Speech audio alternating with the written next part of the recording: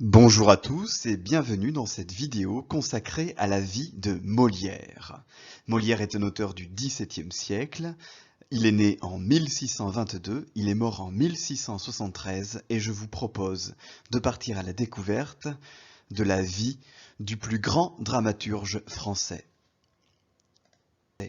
Il y a eu un avant et un après Molière. D'ailleurs, Molière a tellement marqué la littérature française que l'on parle souvent de la langue de Molière à propos de la langue française. Jean-Baptiste Poquelin est issu de la bourgeoisie marchande parisienne. Jean-Baptiste Poquelin, plus connu sous le nom de Molière, est né à Paris en 1622. Il est mort à Paris en 1673. Le 15 janvier 1622, en l'église Saint-Eustache, dans le quartier des Halles, à Paris, un enfant de 2 ou 3 jours est baptisé. Il se nomme Jean-Baptiste Poquelin. Sa mère, Marie Cressé, meurt lorsqu'il a 10 ans. Son père, Jean Poquelin, est un riche marchand tapissier qui deviendra, au cours de l'enfance de Jean-Baptiste, tapissier du roi Louis XIII. La légende raconte que le grand-père de Jean-Baptiste Poquelin serait à l'origine de son goût pour le théâtre. Il l'emmenait voir, sur la place des Halles de Paris, les spectacles des comédiens ambulants. Voyons comment Ariane Mouchkine met en scène les premiers émois du jeune futur Molière devant ces comédiens ambulants de la place des Halles de Paris.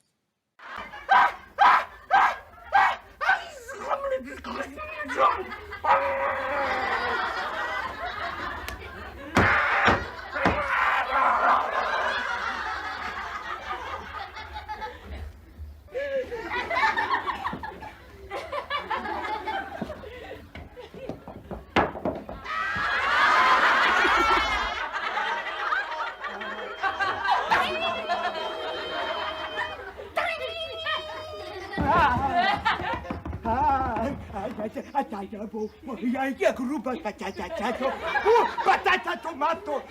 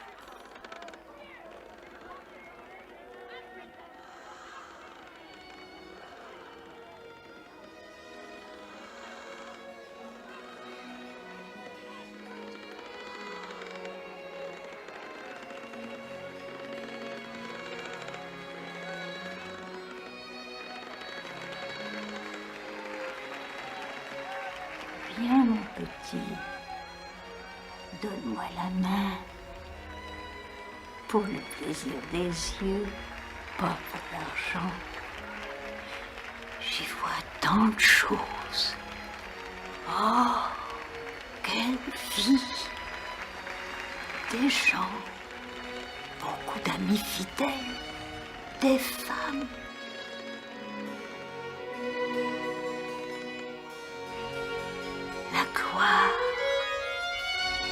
La gloire, la lumière au-dessus de toi, le soleil.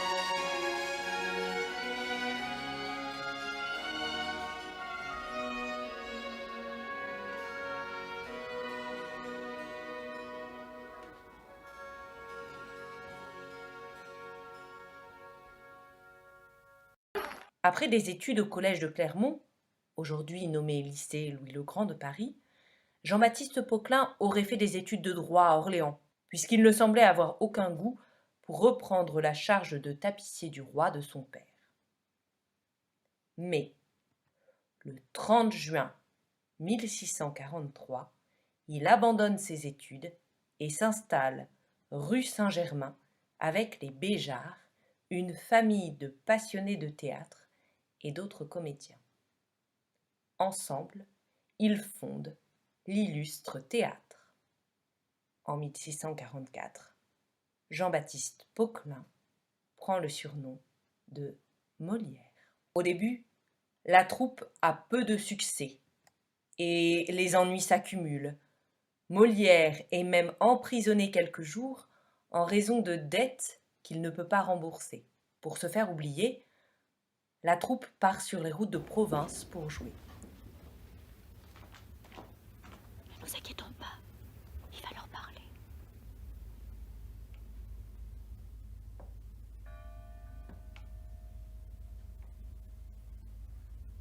Je comprends votre inquiétude. Nous sommes pauvres, sans ressources.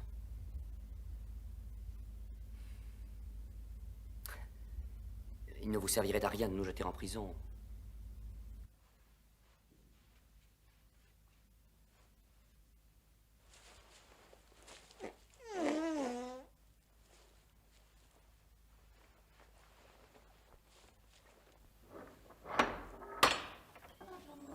Poquelin, dehors.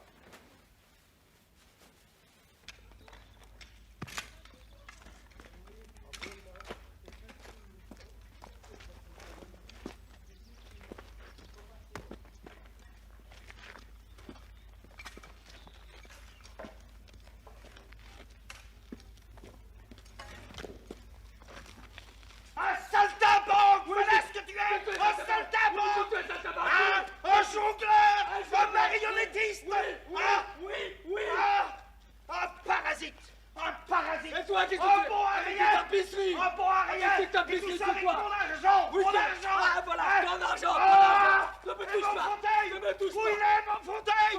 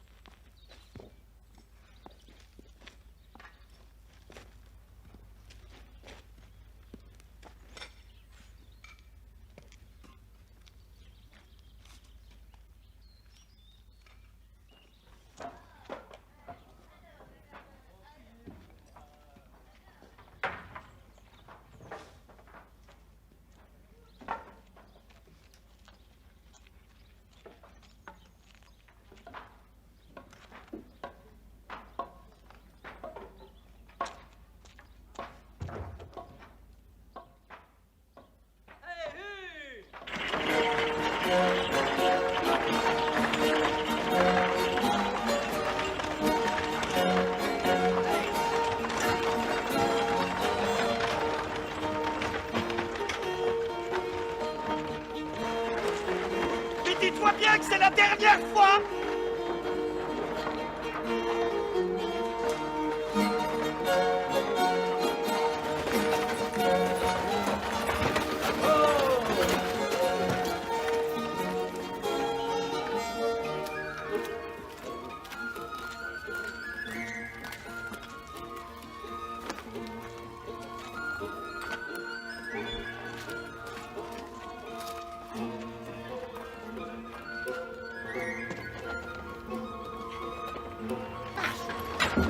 Adélaïde!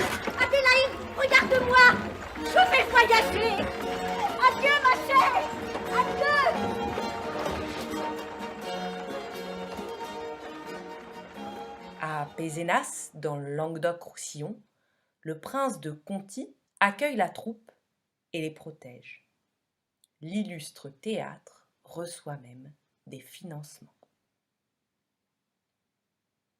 En 1654, Molière peut faire représenter à Lyon sa première pièce, L'Étourdi. En 1658, de retour à Paris, la troupe se met sous la protection de Philippe d'Orléans, Monsieur, le frère du roi, Louis XIV, et joue devant le roi une tragédie et une comédie.